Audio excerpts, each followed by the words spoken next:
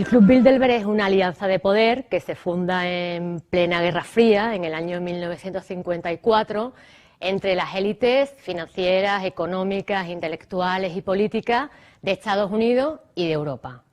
Estamos en un momento, vamos a contextualizarlo, en el que han ocurrido ya la Primera y la Segunda Guerra Mundial. El mundo de Europa, sobre todo, había quedado devastada, ¿no?, con la Segunda Guerra Mundial y, sobre todo, devastada ideológicamente.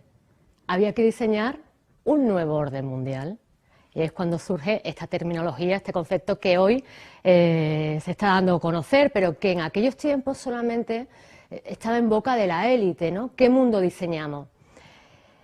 El mundo que había que diseñar se fraguó a partir de las reuniones Bilderberg. Estamos en un momento de conferencias en Europa y el movimiento europeo, precisamente el secretario del movimiento europeo, el señor Joseph Ratzinger, que también era un destacado miembro de la masonería sueca, pues fue quien unió a todos estos grandes potentados, a todos estos grandes magnates de Estados Unidos, como la familia Rockefeller, la primera familia multimillonaria del mundo, los Morgan, los Carey, los Ford, y los unió en el Hotel Bilderberg con la élite europea, como los Agnelli, todos estos grandes apellidos, que habían sido en su momento incluso aliados de Hitler, que habían apoyado el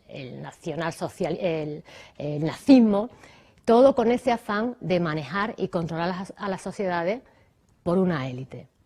La primera reunión en el Club Bilderberg fue absolutamente secreta, no asistió la prensa y se dio gracias al don de relaciones públicas que tenía el príncipe Bernardo de Holanda. Él fue quien reunió en su hotel, el Hotel Bilderberg, quien convocó la conferencia de Ostenberg, que era así como se llamó esta reunión de elitistas, ¿no?, que quedó completamente grabada. Todo lo que allí se habló está grabado y se guarda en el Archivo Nacional de Holanda. Algunos de estos documentos audiovisuales no se pueden consultar hasta dentro de 25 y 50 años, o sea que imaginemos la gravedad y el peso que tiene en todo este diseño del nuevo orden mundial y en el control de las sociedades. Cuenta en sus memorias el secretario de Ratzinger que al principio todos llegaron allí en la incertidumbre y sin fiarse los unos de los otros. Europa estaba atiborrada de espías, había más espías que políticos, ¿no? Entonces realmente no sabían a qué iban, pero precisamente por este don de las relaciones públicas del príncipe Bernardo, que con bromas y tal acercó a unos y a otros, todos se fueron maravillados de aquel primer peldaño que se había puesto para que se celebrasen reuniones francas. Ese es el término con el que le gusta llamarlas, reuniones francas. Ahí dejamos de lado lo que son las izquierdas, las derechas y los intereses incluso personales o los intereses de partido, ¿no? Es decir, los intereses de partido, digamos, dejamos de lado lo que hablamos ante el público. Y aquí hablamos francamente de lo que nos interesa, que es el poder. Es cierto que existe una red global, porque de hecho ellos diseñaron en estas reuniones francas el globalismo, que no es otra cosa que ampliar las esferas del poder, superar los estados-nación, las soberanías nacionales, para crear un único mundo en base a su visión, donde las leyes sean universales, donde la ONU, la idea era que la ONU funcionase como ese gobierno mundial controlado por la élite, ¿no? Crearon, al mismo tiempo, en los mismos años, algunos previos y otros posteriores, organizaciones supranacionales precisamente para organizar todo este nuevo poder de este mundo globalista, como es el Banco Mundial, más tarde la Unión Europea, el Banco Central Europeo, la ONU a la que hacíamos referencia.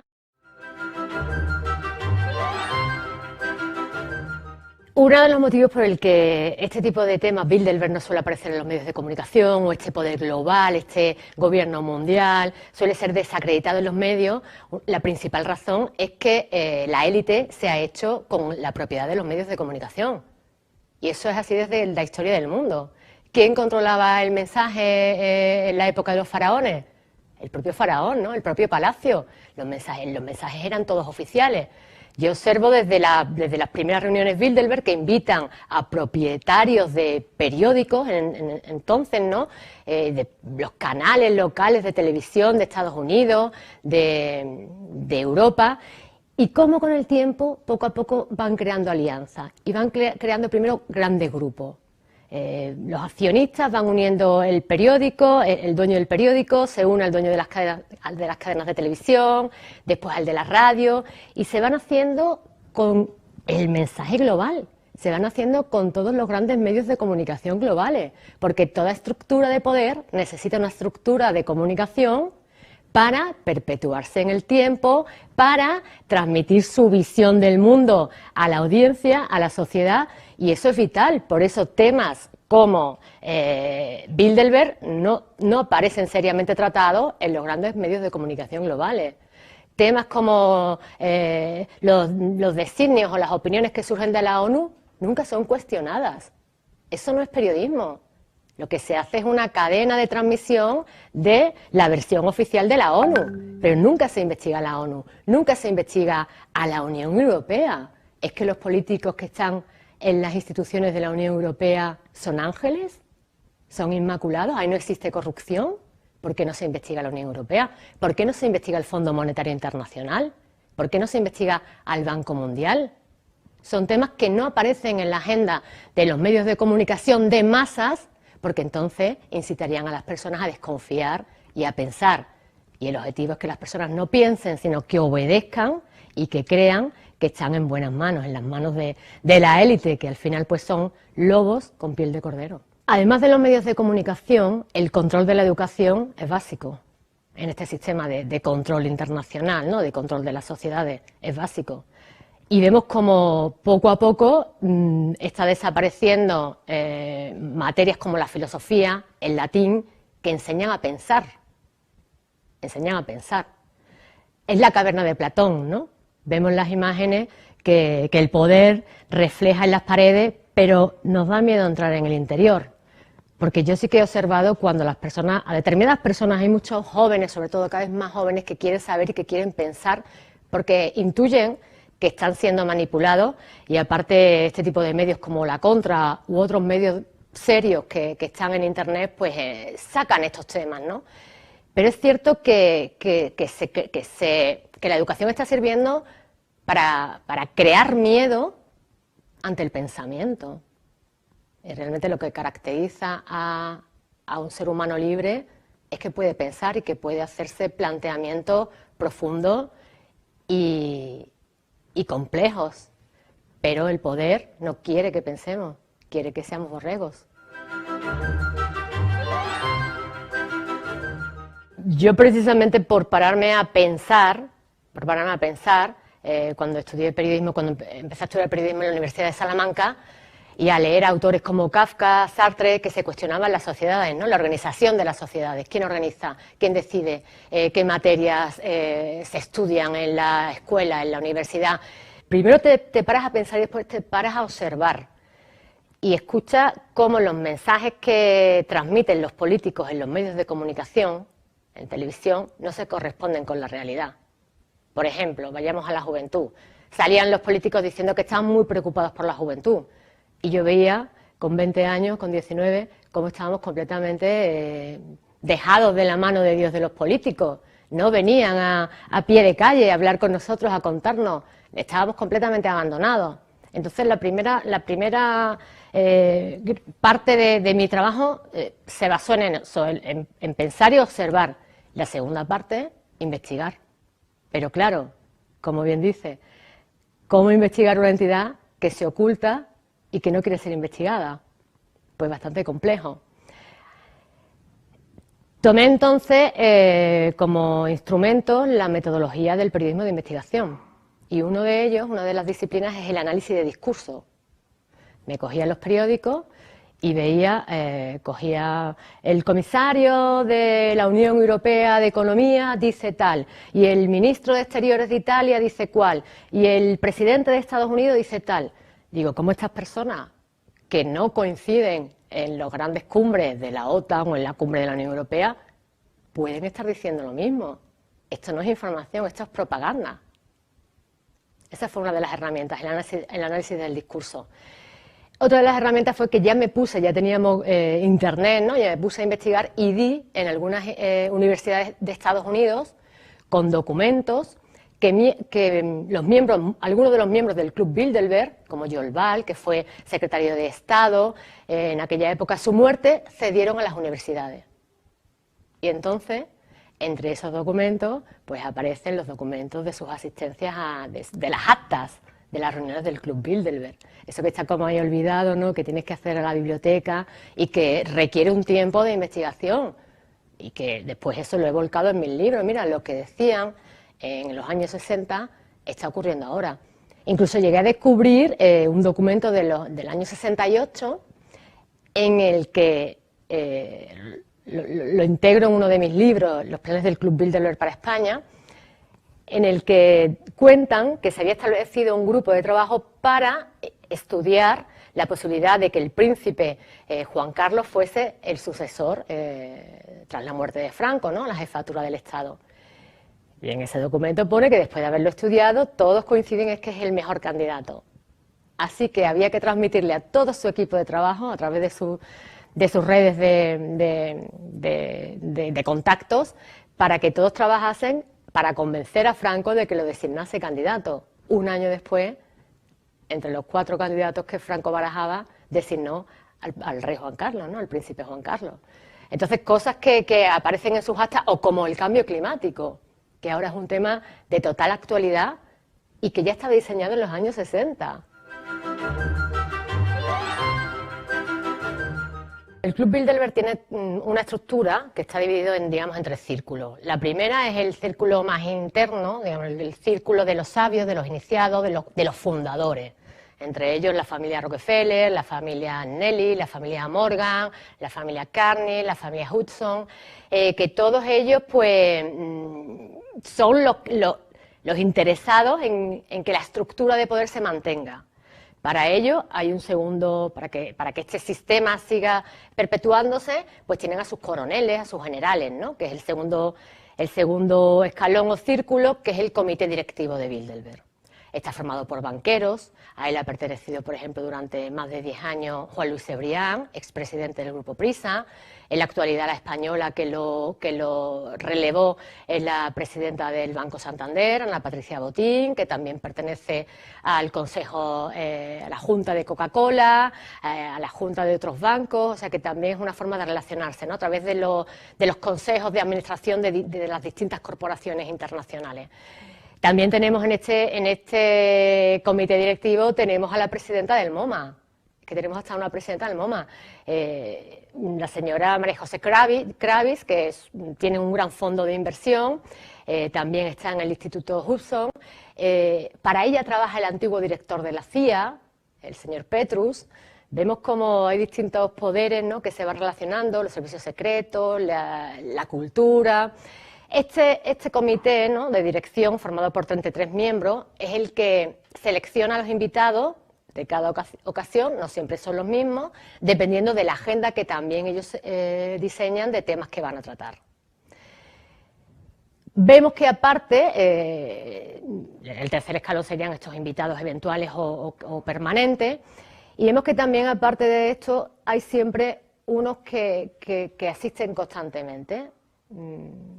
Por ejemplo, el presidente de Alphabet, el grupo Google, el grupo de WhatsApp, de YouTube, es uno de los grandes de Bilderberg, el señor Eric Schmidt.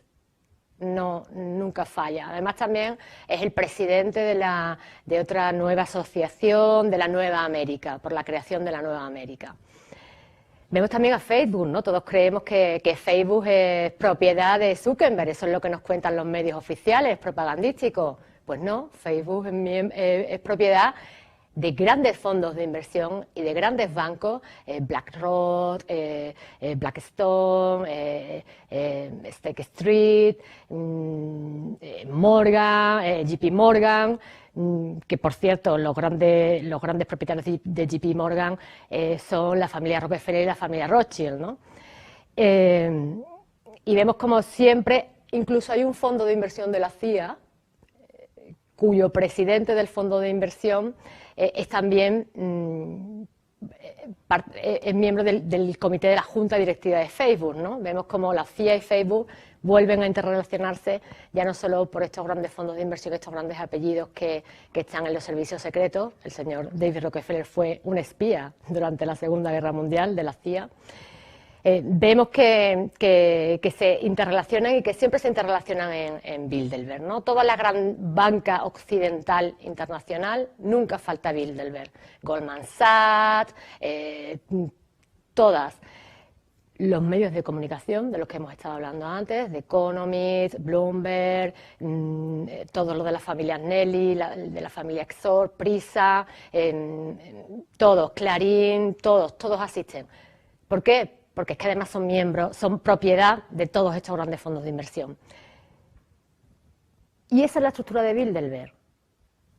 Un poder político, comisarios europeos, los comisarios europeos de Exteriores, los comisarios de Finanzas también suelen asistir, los ministros de Exteriores y de Finanzas de todos los países europeos también suelen ser invitados siempre.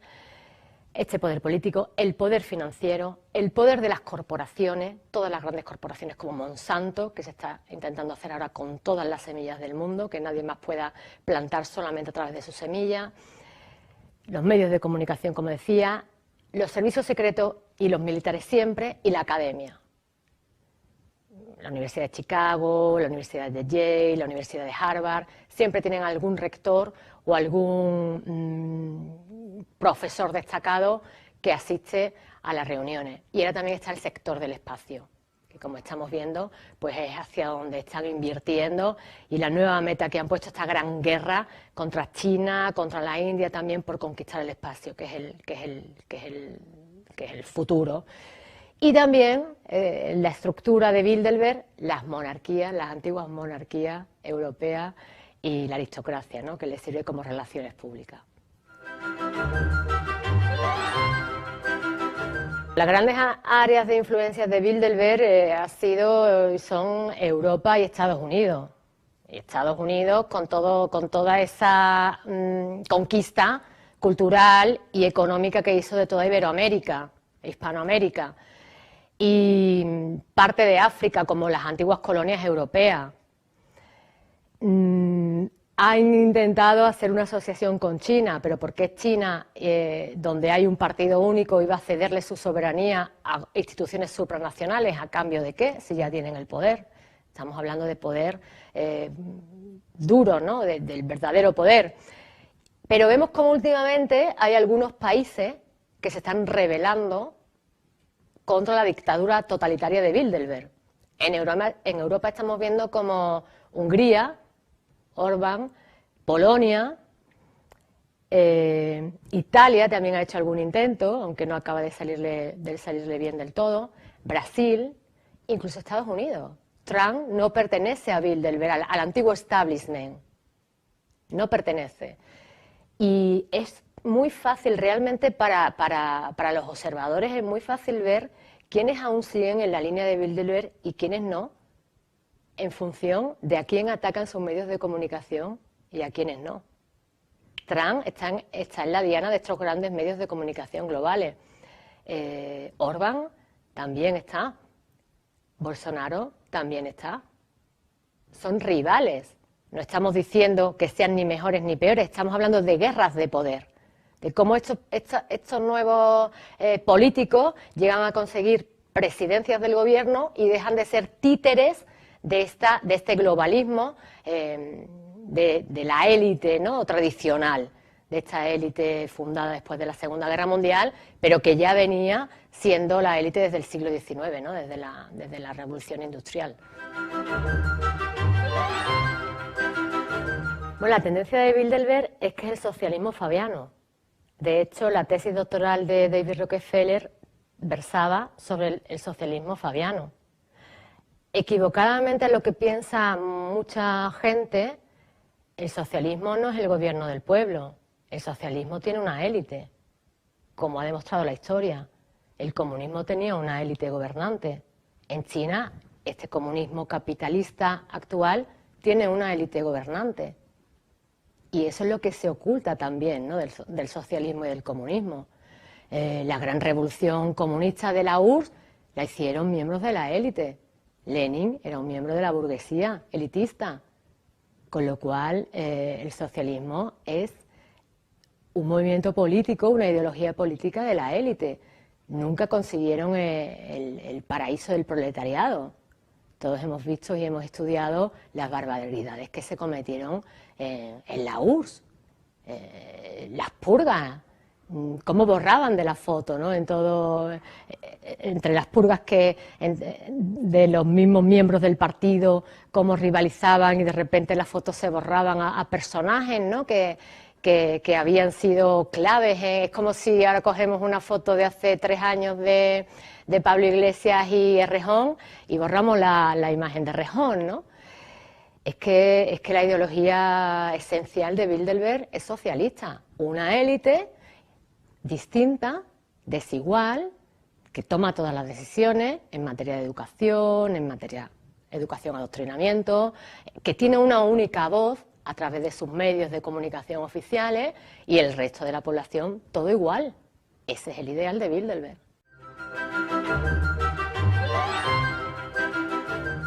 China, lo que poca gente sabe es que China integró la política del hijo único después de que Kissinger visitase, de aquella histórica visita de Kissinger a China, ¿no?, donde él explicó la necesidad de que la población, había que frenar el crecimiento de la población, porque una población amplia podría llevar al caos. Es mucho más difícil de controlar un mayor número de población que un número más pequeño, ¿no? Y a partir de ahí convenció a China, y eso le está trayendo muchísimos problemas a la población china. Hay un documental muy interesante que trata sobre este tema, de cómo las mujeres en China son secuestradas, porque como hay menos mujeres que hombres, y vendidas desde pequeñas en las aldeas, por culpa de estas ideas de Bilderberg, para que veamos lo grave, ¿no?, de estas ideas que te venden como ideas progresistas, pero progresistas para la élite. Para la población crea un desajuste que ya en la demografía lo estamos viendo. La doctrina del cambio climático no es contemporánea. La doctrina del cambio climático se diseña en los años 60. Y fíjate cómo fue las cosas que ocurren, que fue el presidente Kennedy en el año 62. Él sí era un intelectual, él sí estaba bastante preocupado, era un lector, un devorador de libros, y sí que estaba preocupado por diseñar un mundo futuro donde hubiese una seguridad y una estabilidad para todos, ¿no? Y entonces él convocó una serie de personajes que todos resultaron, sin que él lo supiera, eran miembros de Bilderberg o del Comité de Relaciones Exteriores, y él les propuso qué hay que hacer para acabar con la guerra en el mundo. Las conclusiones de este informe, del informe Iron Mountain, la montaña de hierro, que fue donde se concentraron en secreto, fue que las guerras no deben acabar, porque es la mejor manera de conquistar a los pueblos y de conquistar a la gente y de conquistar territorio, con lo cual la guerra es algo histórico que no debe acabar nunca. Y en caso de que hubiese algunos momentos de paz, había que seguir asustando a la población, y entre los propósitos, entre las ideas que propusieron, una de ellas era el cambio climático. Asustémosles con el cambio climático para seguir controlándole. Otra de las ideas, que también se hace muy actual y hasta cómica, asustémosle con la posible invasión de razas alienígenas. Estamos en los años 60, la conquista de la Luna, y era un tema muy actual, ¿no? Pues vemos que en la actualidad lo que más les está funcionando y lo que más están desarrollando es la cuestión climática. Y ya dentro de la cuestión climática lo están metiendo todo. Otro de los propósitos de la élite es la creación de una religión única y combatir, por supuesto, a la cristiandad, porque la cristiandad es antiquísima. Si escarbas en las raíces de la cristiandad, como yo hago en mi último libro, en Los hijos del cielo, llegas hasta Sumeria. O sea, Jesucristo lo que hace es recuperar una tradición, leerle la cartilla a los sacerdotes corruptos y decirle que no, que el bien es el bien y el mal es el mal. Por eso el cristianismo hay que desterrarlo, porque te dice que hay cosas que están mal y hay que crear una religión nueva. Y la religión es la madre tierra. Y les están enseñando a los niños en el cole que un árbol es más importante que un ser humano, porque hay que cuidar a la madre tierra.